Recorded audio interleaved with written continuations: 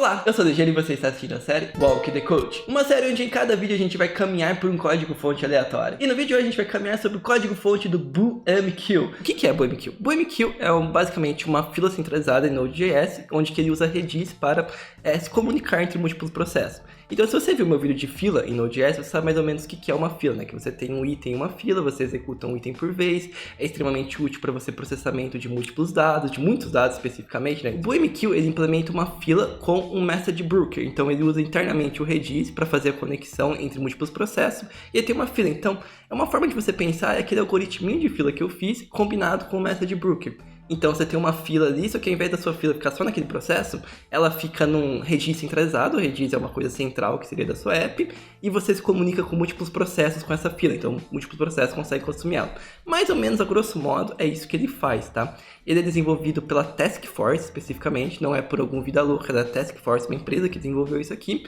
E ele é usado por algumas empresas até que grandes aqui no momento. E eu quero passar com vocês aqui, eu quero analisar especificamente o método dele chamado addBook. Eu particularmente não uso isso aqui, nunca usei ele, mas eu achei ele aqui nessa issue específica aqui de Performance Issue. Esse repositório aqui é um repositório onde alguém comentou em algum vídeo meu de Walk the Code para eu fazer uma análise dele, que ele é um repositório que segue a Clean Architecture especificamente. Aí eu vim aqui analisar ele e a primeira coisa que eu me deparei foi essa issue Performance Issue. Tipo, eu vim aqui ver essa issue Performance e falei, pô, como assim Performance Issue? É uma coisa que me intriga, saca? Eu fico intrigado pra entender, mas como assim Performance Issue? Eu quero entender o que tá acontecendo com a performance pra ver o que pode estar acontecendo. Eu fico curioso com isso. E aí o que eu fiz? Eu meio que pulei aqui pra entender isso aqui. Em vez de eu analisar o repositório que me mandaram, eu fiquei mais curioso com essa issue aqui e decidi analisar qual que era o caminho disso acontecer. A primeira coisa que eu fiz aqui, na real, foi vir aqui no próprio repositório e eu mandei um addBook aqui. Eu pesquisei o que era addBook. Então, eu vim aqui, ó. É que se você pesquisar addBook, você vai ver que você vai cair, tipo, documentação, MD documentação, test case não me importa, MD aqui também, documentação, add input não, teste também não, flow producer, que parece interessante, class skill aqui, parece interessante. Eu vou precisar de dois arquivos aqui que parecem que tem implementação dele, tá? Então, a primeira coisa, eu fui pesquisar a implementação desse método, ver quando que era a implementação dele. E aí, o que eu veio, se eu vim aqui no addBook aqui do class skill, ele tem uma implementação, aqui no flow producer ele tem outra implementação. Eu acho que esse flow producer é de múltiplos flows to like jobs, depending de outro.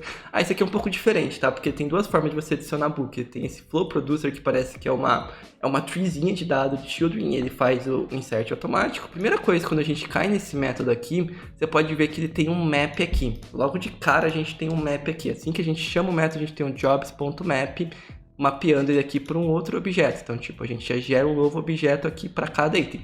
Então, você imagina, se a gente mandar 30 mil dados para esse addBook aqui, ele vai dar um loop nesses 30 mil dados e gerar um novo array disso. Ou seja, até esse processo acabar, até o procedimento disso aqui, até a flow síncrono disso aqui acabar, o garbage collector não vai coletar esses dados aqui, e ao mesmo tempo a gente vai ter isso tudo na memória loaded. Então, aqui já vai dar uma increase na memória, só esse map aqui já dá uma crescida na memória. E aqui algumas coisas interessantes que você tem que sempre analisar quando você estiver principalmente procurando performance issue.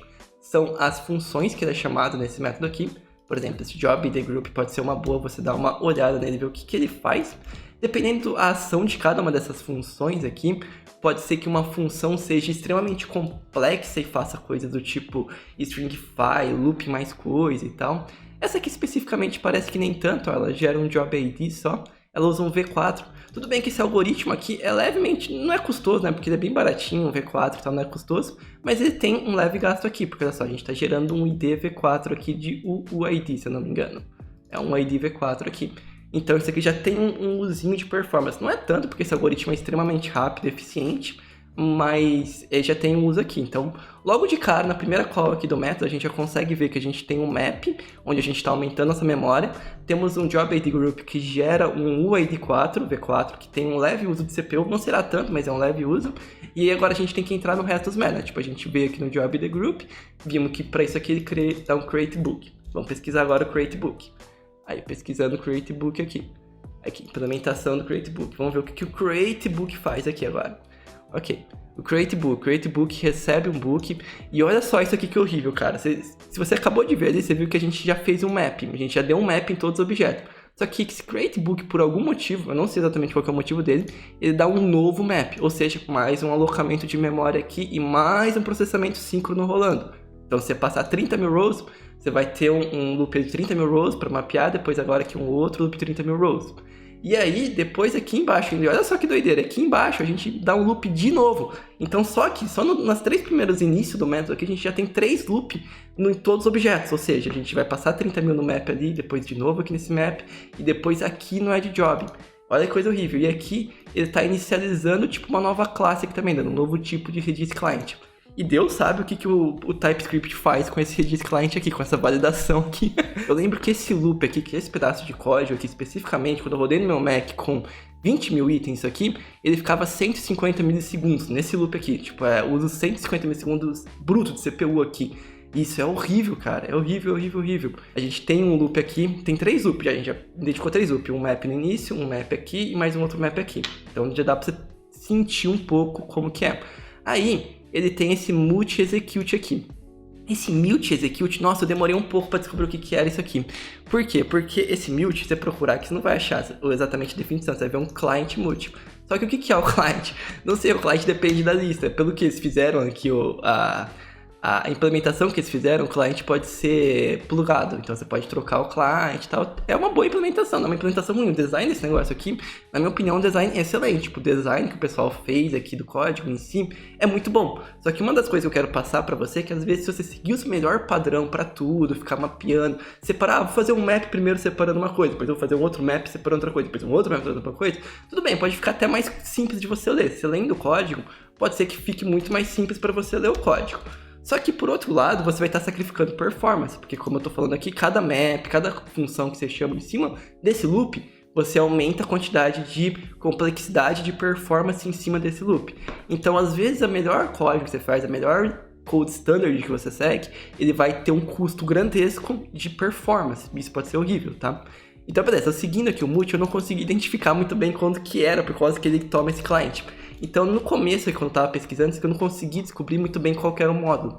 Então, o que eu fiz para eu descobrir exatamente qual que era o módulo interno que ele usava, eu coloquei aqui nessa linha aqui um debugger. Na linha de cima eu coloquei tipo um debugger, uma tag debug aqui do Node.js. Rodei um Node em modo debug, caí aqui e fui entrando nesse código. E aí que eu entrei nesse exec aqui, que eu fui descobrir que, na verdade, esse exec aqui é o IO Redis que ele usa internamente. É exatamente esse IO Redis aqui, esse módulozinho que ele usa interno para cuidar do Redis. Então, quem envia para o Redis o fim do dia os dados é esse módulo aqui, esse IO Redis, que é usado pelo BlueMQ, tá? E aí, eu seguindo esse código, eu vim parar nessa função aqui. Deixa eu ver aqui, tá até highlight aqui, ó. Essa função aqui é a do execute, ó. É a função execute que a gente viu lá. É exatamente a mesma função de execute, ó. Quando você chama esse execute, você vai cair nessa pipeline execute aqui, tá? E aí essa pipeline execute aqui, ela tem uma leve complexidade aqui em cima. É tudo para cuidar de cluster, esse tipo de coisa e tal. Mas o que eu quero apontar para vocês aqui é esse outro loop aqui que tem. Então, se você está mandando 30 mil dados pro BlueMQ, o que ele vai fazer? Ele vai mandar esses 30 mil dados, um por um aqui, ele vai chamar esse add job. Esse add job aqui, o que esse add job faz? Ele dá um JSON stringify no seu objeto. Então, se você tem um objeto muito grande, por exemplo, passando um objeto com muitas propriedades, ele vai chamar um JSON.stringify nesse objeto. JSON.stringify, ele é bem performático, é muito bom performático, mas se você passar um objeto com referência circular, por exemplo, você vai ter um erro para começo de conversa, e ele passa um JSON.stringify aqui, ó, bem aqui, ó, no dado que você passar. Então, primeira coisa, você vai ter um referência erro de circular referência, e segundo, se tiver um objeto muito grande, ele pode consumir bastante performance, bastante CPU para serializar esse objeto em string. No geral, objetos pequenos assim não vão custar nada, vão ser bem baratinhos, mas se passar um objeto grande pode ser levemente custoso. Então aqui também já tem um pouco de performance. Então para cada objeto que eu tenho, se eu passar 30 mil objetos, eu vou para cada um desses 30 mil objetos, eu vou passar esse as.json aqui e adicionar ele na fila do IO Redis. E aí quando eu adiciono ele na fila do IO Redis, ele vai vir parar nesse tskill aqui do IO Redis. Ou seja, internamente, quando eu estiver adicionando uma fila com 30 mil rows, eu vou pelo menos mapear esses 30 mil jobs 3 vezes dentro do BlueMQ. Vou adicionar ele numa fila interna do BlueMQ, porque no BlueMQ ele tem um jobs interno lá, então já vou gerar uns novos objetos internos, já vão ser uns umas 4 objetos iguais. Aí que no IORedis, o IORedis ele também mantém a fila. Ó. Pode ver que esse kill aqui é a fila. Se você for debugando isso aqui, colocar um console.log aqui, ou um debugger aqui, você vai ver que essa this.kill aqui vai ser o mesmo size dos jobs que você passou. Então ela vai ter os mesmos jobs que você passou, só que elas vão ter uns objetos um pouquinho diferentes, né? Aqui os objetos são prontos para ir pro Redis, enquanto no BoemQ os objetos são os jobs prontos para cuidar internamente. Então aqui já vai ter um outro loop aqui. Então esse outro loop aqui ele já vai passar um loop em todos os 30 mil objetos que você passou antes. E aí depois que ele passar esse loop aqui, ele manda um por um desses comandos internamente aqui. Olha só, no final desse IORedis, que doideira, ele manda todos serializados para o Redis. Então isso aqui também é horrível, porque olha só, cada um desses comandos que a gente manda lá para o Redis, a gente dá um wrap no script específico, a gente gera uma tagzinha de script para mandar para o Redis, e aí a gente manda um por um para o Redis aqui, cara. Então, primeira coisa, né? A gente tem o addJobs, o addJobs ele vai lá dar um map todos os objetos. Depois do addJobs a gente vem pro create book aqui. O create book já vai dar mais um loop em todos os objetos para mapear ele. Depois um novo loop para adicionar todos esses objetos pro IORedis e serializar eles em JSON Stringify. E depois quando ele manda o execute ali, vai tomar uma marretada de performance aqui. E aí depois aqui embaixo ele vai tomar outra marreta, porque ele já vai enviar os dados diretamente pro Redis. Tudo síncrono, né? Porque você não tem nenhum await aqui dentro. E só no final disso daqui que ele vai ter uma coisa mais assíncrona ali, que é o retorno disso aqui. Porque esse tipo de bug de performance são bugs bem difíceis de encontrar, são complexos. Você não vai simplesmente rodar um time no processo e vai saber, o bug tá ali. Ou usar até mesmo esse CPU usage do Node aqui para encontrar o bug, vai estar exatamente o que você quer. Você vai encontrar algumas dicas e algumas pistas do problema com isso aqui. Essas duas tools aqui, Time, CPU usage, por exemplo, elas vão te dar algumas dicas de onde que tá, mas você geralmente não vai conseguir encontrar 100% o bug exato. É meio complexo. Para você encontrar esse tipo de bug aqui, você tem que literalmente ler o código. Tipo, eu acho que eu nunca ia encontrar esse bug aqui ou entender isso aqui se eu não tivesse aberto o código e debugado por conta própria. Eu basicamente fiz isso. Para entender isso aqui, eu tive que abrir o código e debugar por conta própria. E é mais ou menos essa a ideia que eu quero passar para vocês, pessoal. Se vocês estiverem com bugs, se estiverem desenvolvendo, vocês têm que pesquisar, entender o que está acontecendo. E se você gostou desse vídeo, você aprendeu uma coisa ou outra com o seu, com o meu, com o nosso Mano Ligeiro, comenta aqui, me deixa saber a sua opinião, me diz o que você está achando. Se inscreve no canal se não for inscrito e nos vemos no próximo vídeo. Tchau, tchau!